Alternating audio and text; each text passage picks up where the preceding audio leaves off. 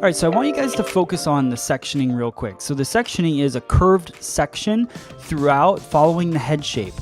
The reason I did that is because this whole haircut on the top is going to be based on the head shape. So I'm going to be cutting layers that follow the round of the head. So I just wanted to go through and create my sectioning that way because it's going to make workflow a lot easier later on. So now I'm going to cut everything at a one length, working the perimeter of the haircut.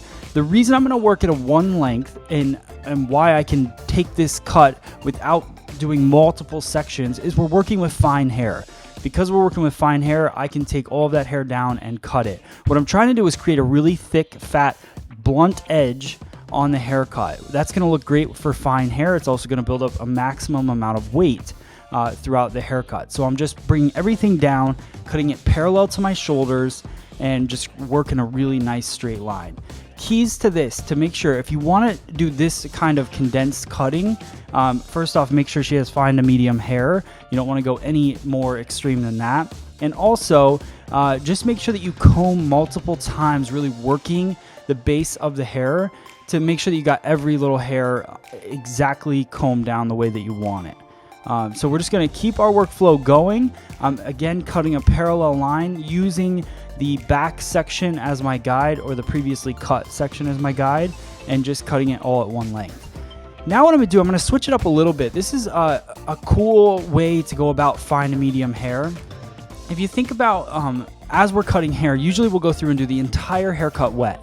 I like to go through with fine hair and do the bottom cut and then blow it dry, because first off, I already have it sectioned away, so it's saving me time, because instead of going through doing the whole cut, then resectioning, then blowing dry, I've already got it sectioned off. And what we're going to do is we're going to go in there, we're going to use a flat wrap technique, a lot of leafing, building up volume, because we're not trying to make fine flat hair. So we go through a lot of lifting and polishing, working mostly on that base to mid shaft, and we'll hit the ends in a little bit.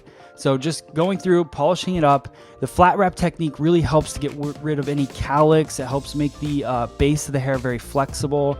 So it's a good technique to use. Now I'm going in with my vibrissae iron. I'm working diagonal back sections, probably shift into vertical later, and just working the hair around the face. So a slight bend to the hair, mostly focused on mid shaft to ends because I've already polished it using the polishing brush earlier. So I'm going through and just softening the ends.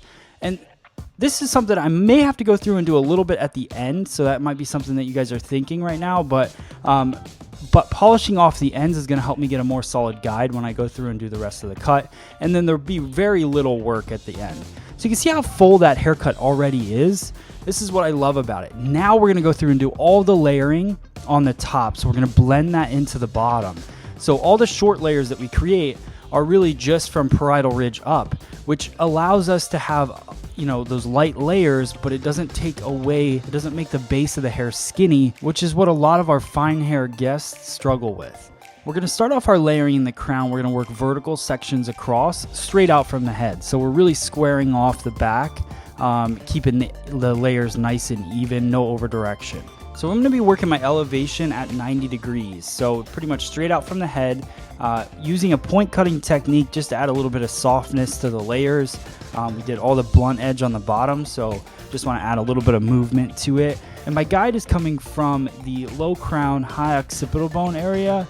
So I just elevate the hair until I see that last little edge right around the occipital bone fall out, and that's where I know to cut. So you can see that hair just kind of fall, and that's a good indication that you've stretched that guide out to where it is. So just finishing up the crown, again, it's just straight out from the head. So it's no over direction, just slightly to the previous section, so that you keep a nice strong guide in there. So now we're going to move into what I would call like the sweet spot of the haircut. This is really what makes the haircut a little bit different. So look at my over direction. I'm over directing everything over top of the forehead. And what that's going to do is cut the shortest point at the forehead and push the longest point back off the face. So that is really my goal with this haircut, is to add those nice light layers to the front, but also keep a nice heavy weight around the base. So this is what really makes the entire haircut. Now my over direction is everything to the center.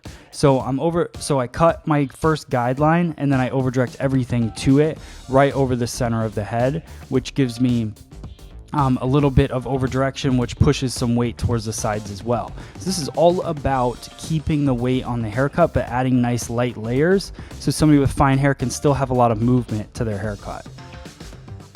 So you'll notice when I get to the other side, my body position didn't change, but the way that I'm pushing the hair did. So the top right side, I was pulling the hair towards myself, and then the left side, I'm pushing the hair away. So you can see how those layers just move throughout the haircut, but how we get that nice, still crisp heaviness on the bottom. Now I'm going to go through, finish the blow dry, and finish out the style. So again, this is a great time-saving technique for any haircut. If you cut the bottom, you blow it dry because you're already sectioned out. Then you cut the top, you blow it dry. Now you've saved, it takes me 2 minutes to blow this dry and a couple minutes to iron it, and we're good to go. So I hope you guys learned a lot from that technique alone, and then being able to cut this fine hair is definitely a huge benefit. So just going through polishing out with the vibrissae iron again. I got my YS Park 332 comb. I think for the entire haircut, just to do a little bit of a tool breakdown, I did use the Mizutani Type Z2 scissor. It's a 6-inch blade, and it has the nano powder metal steel, which basically means that it's made up of smaller molecules that are very even, so you get a nice crisp cut. So we'll finish this off, Bricato hairspray, then I brush it back and just get that movement in there. I like that it kind of has a lived-in look to it, but you can see those layers, how they stack up, but it's still nice and full. Hope you guys like this cut. Thanks.